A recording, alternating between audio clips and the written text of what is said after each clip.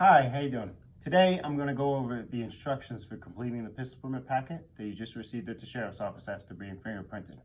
The first thing in the packet that we're going to go over is a hand or typed version of the instructions for completing the state application. As you can see on this form, the front of the application starts here. We have character reference criteria right here. On the back of the form, on the back of the sheet starts the back of the application. In addition to having this typed version of the instructions, we also give you a diagram version. So as you see, this is page 1 of your state application, which you should be receiving and have in your possession at this time.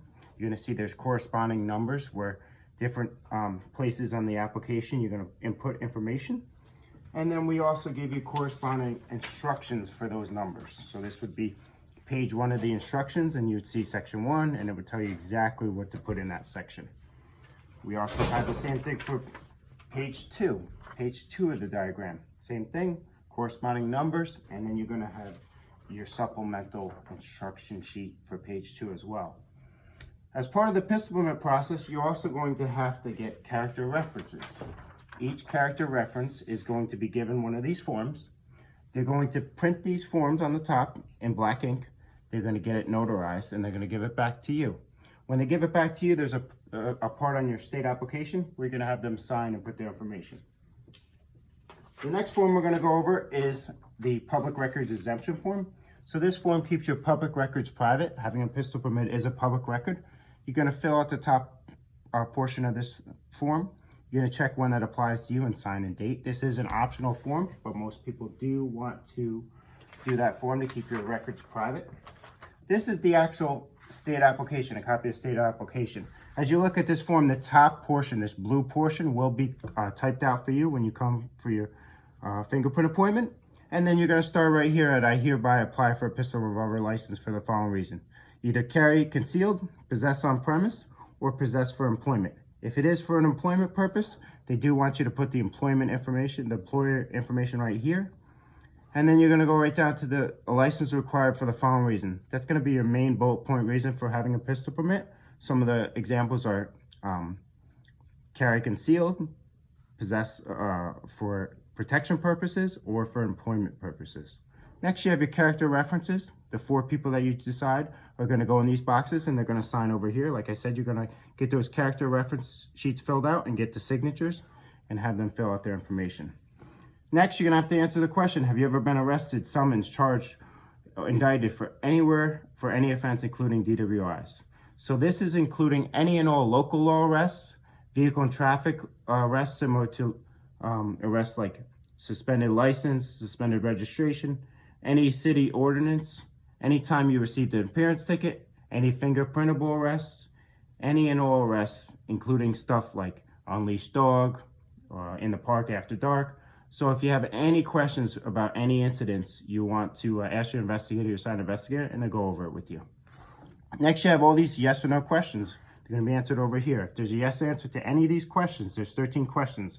You're going to do a separate letter of explanation to whom it may concern. I answered yes to the following question on my state application, and tell us why. Next, we're going to move to the back of the application. Same thing, the blue part is for us, the yellow part is for you.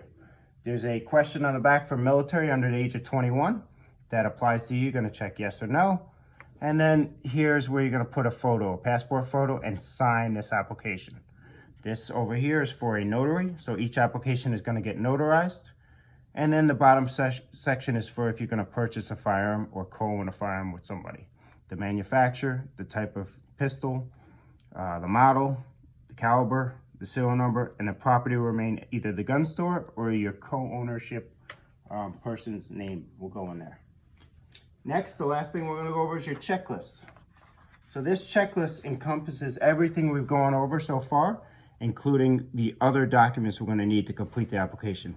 Your name and date of birth go on this form. We put the impact number. You're going to see right at the top the 2 completed and notarized applications. So make sure you get those notarized and complete. Bring them back to us. You have your 4 references notarized. They're coming back to us. We need 2 utility bills from different companies. Some examples are electric, gas, water, telephone, cell phone. If you're not the billed individual, you can provide us with somebody else's bills and a notarized letter from that person stating that you reside together. The release form we should already have. We should have a copy of your license or non-driver ID only. We're going to need a copy of either birth certificate or U.S. passport. We do want to see original documents of everything you give us, and then you're going to provide us with a copy. Anybody in the military that had prior military services, we're going to need a copy of DD-214. Or if you're active, we're going to need your military ID. Every applicant, unless they're trained with firearms, is going to have to do a safety course. The Sheriff's Office has a list on the website of instructors that do give the course. We offer the course, and then you can go outside of that list if you so choose. But the list is for a simplicity to make it so it's simple to find someone. It's an optional choice to purchase a firearm now or after receiving your license. We did talk about co-ownership. We do have a separate form for that. So if you're looking to co-own a firearm, we'll give you that form, and the person you want to co-own with will fill that out for you. We're also going to need a copy of that person's pistol permit, front and back. Any and all arrests, we're going to need certified copies of unsealed court dispositions for any and all arrests or charges.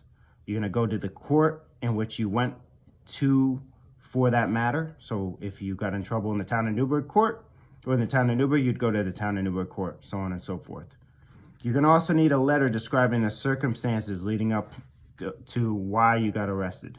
So basically the judge wants to know your side of the story. You're going to start at the beginning and end at the end, but you're going to tell the judge what led up to you. What was the story of why you got arrested or why you got charged? And then you can sum it up what happened at court. The arrest affidavit we normally get at your fingerprint appointment, so that should be already back with us. The public records exemption form, we talked about that. It is an optional form. You're going to need 2 self-addressed stamped number 10 size envelopes, a standard size envelope addressed to you with a stamp.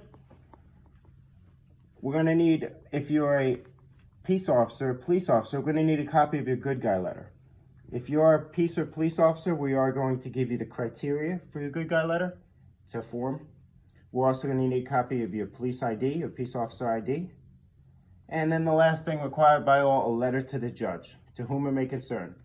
The judges want to know, 1, what type of permit you're looking for, whether you want it to carry conceal, you want a premise permit, or if you want something for employment, okay? And they also want to know why you'd be a good candidate for such. So any reason is a good reason, but it is required by law. Once you have all this information on the form, including your character references, your state applications, you're going to contact your assigned investigator, and you're going to make an appointment to drop off the application and all your documents to complete the application process.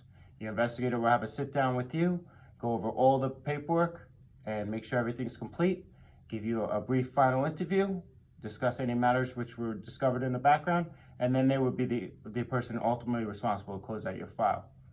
If you have any questions throughout any part of the process, you can call our main line at 845-291-7932 and run any scenarios or ask any questions to any of the investigators.